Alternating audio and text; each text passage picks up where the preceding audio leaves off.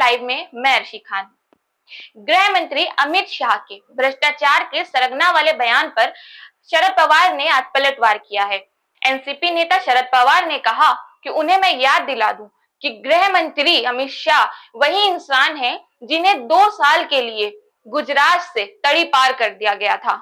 अमित शाह को 2010 में सोहराबुद्दीन शेख फर्जी इनकाउंटर मामले में 2 साल के लिए सुप्रीम कोर्ट ने रात से 2 साल के लिए तड़ी पार कर दिया था।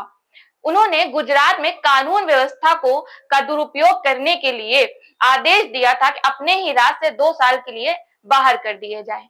2014 में अमित शाह को इस मामले में बरी कर दिया था। इसी मामले पर शरद पवार ने टिप्पणी की। ऐसा है कि जब गुजरात में थे वहाँ कानून का गलत इस्तेमाल किया, इसके लिए सुप्रीम कोर्ट ने उनको गुजरात से तरीफा किया था। और भ्रष्टाचार की बातें कर रहे हैं। भ्रष्टाचार का सबसे बड़ा सरगना भारत की राजनीति में है तो शरद पवार है, इसमें मेरे मन में कोई कंफ्यूजन नहीं। आप क्या आरोप कर रहे हो हम पर? इस देश में कोई भी सरकार में भ्रष्टाचार को संस्थागत करने का काम, इंस्टीट्यूशनलाइज करने का काम अगर किसी ने किया तो शरद पवार आपने किया है। मैं डंके की चोट पर कहकर दूं। शरद पवार ने कहा कि अमित शाह उस समय राज्य के गृह मंत्री थे। उन्होंने कानून का दुरुपयोग किया था, जिसके लिए सुप्रीम कोर्ट ने उन्हें 2 साल के लिए तड़ीपार करने का आदेश दिया था। आज वो देश के गृह मंत्री बन गए हैं और देश की सुरक्षा की जिम्मेदारी के साथ इस तरह के बयान दे रहे हैं। शरद पवार ने आगे कहा कि जिसके हाथ में सत्ता है उन्होंने अपनी सोच नहीं बदली है, इसलिए हम सभी को सावधान रहना होगा, वरना देश गलत दिशा में आगे बढ़ सकता है। कार्यक्रम में एनसीपी नेता राजेश टोपे के एक भाषण का जिक्र करते हुए शरद पवार मजाकिया अंदाज में कहते हैं कि टोपे ने कहा कि उन्होंने मेरी ही उंगली पकड़कर राजनीति में प्रवेश किया। मैं उनकी भाषण पर बिल्कुल भी भरोसा नहीं करता, क्योंकि नरेंद्र मोदी ने भी यही कहा था, मुझे सिर्फ अपनी उंगली पर भरोसा है। पुणे में आयोजित बीजेपी के 1 दिवसीय सम्मेलन में गृह मंत्री अमित शाह ने कहा था कि शरद पवार ने भ्रष्टाचार की संस्थाएं देश में खड़ी कर दी। उन्होंने भ्रष्टाचार का सरगना कहते हुए उन पर सबसे बड़ा भ्रष्टाचारी होने का आरोप लगाया था। महाराष्ट्र में राजनीतिक बयानबाजी की असल वजह आगामी विधानसभा चुनाव है। 14 दिन पहले महाराष्ट्र में विधान परिषद चुनाव हुए थे, जिसमें एनडीए ने जबरदस्त जीत हासिल की थी। गठबंधन ने 11 में से 9 सीटें जीती थी। वहीं इंडिया गठबंधन के 3 प्रत्याशी खड़े थे, जिनमें से 2 को ही जीत मिली थी। कांग्रेस के 7 से 8 विधायकों की क्रॉस वोटिंग करने की खबर थी।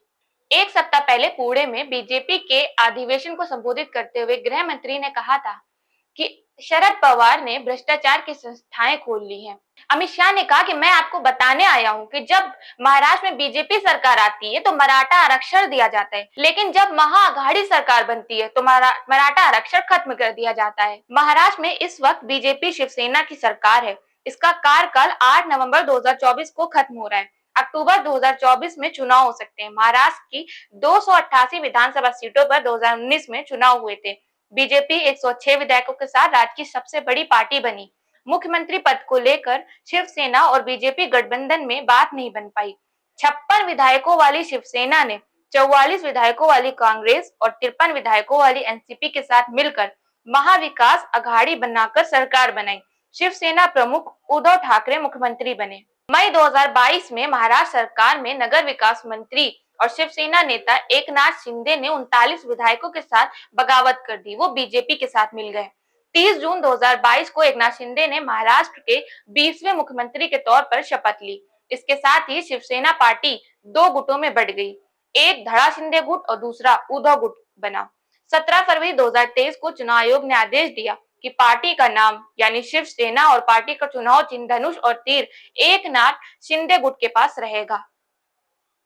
साथ ही बात करते हैं सपा नेता अखिलेश यादव की। आज प्रेस कॉन्फ्रेंस कर अखिलेश यादव ने कहा कि भाजपा हमको जातिवाद कहती है, उसे खुद को देखना चाहिए। योगी जी क्या है, मुख्य सचिव क्या है, एसीएस होम क्या है, जिले में बड़े बड़े अफसर कौन है।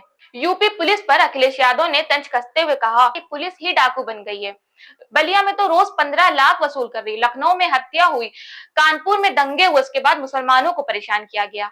भाजपा वाले फड़फड़ा रहे हैं, वो क्या ठीक करेंगे जिन्होंने खुद ही सब कुछ बिगाड़ा है। सपा ने सांप्रदायिक राजनीति का अंत किया। मदरसों में सरकार को हस्तक्षेप नहीं करना चाहिए। सरकार दावा करती थी जीरो टॉलरेंस पॉलिसी पर, ज्यादातर करप्शन और लॉ एंड ऑर्डर पर, लेकिन आज उन्हीं के नेता कह रहे हैं कि अपनी राजनीतिक जीवन काल में इस तरह का भ्रष्टाचार नहीं देखा। 40 वर्ष के राजनीतिक जीवन में तहसील और थाने का ऐसा भ्रष्टाचार न सोच सकते थे, न देख सकते थे, वो अकल्पनीय है। भारतीय जनता पार्टी की आज की डेट में हमारी स्थिति अच्छी नहीं है। आपकी इज्जत बची है। आप जहां इस केसरिया कपड़े को अपने कंधे पर रखते हुए दिखे, वहां उसे सम्मान दें। बहुत ही स्थिति खराब है। हमारी सरकार बनने की स्थिति आज के डेट में नहीं दिखाई पड़ रही। मुख्यमंत्री खुद स्वीकार कर रहे हैं कि कई विभागों में बड़े बड़े पैमाने पर भ्रष्टाचार चल रहा है। उत्तर प्रदेश के हर कोने में भ्रष्टाचार चल रहा है। प्रधान सांसद नरेंद्र मोदी को पता करना चाहिए कि उनके एरिया में क्या हो रहा है। एक वीडियो के सिलसिले में बात करते हुए अखिलेश यादव कहते हैं कि पुलिस ही पुलिस को पकड़ रही है, इनकाउंटर के रेट तय कर रही है, साथ ही पैर में उंगली लगने का रेट क्या होगा इस पर भी बात कर रही है। खबरों से जुड़े रहने के लिए चैनल को सब्सक्राइब करें। धन्यवाद।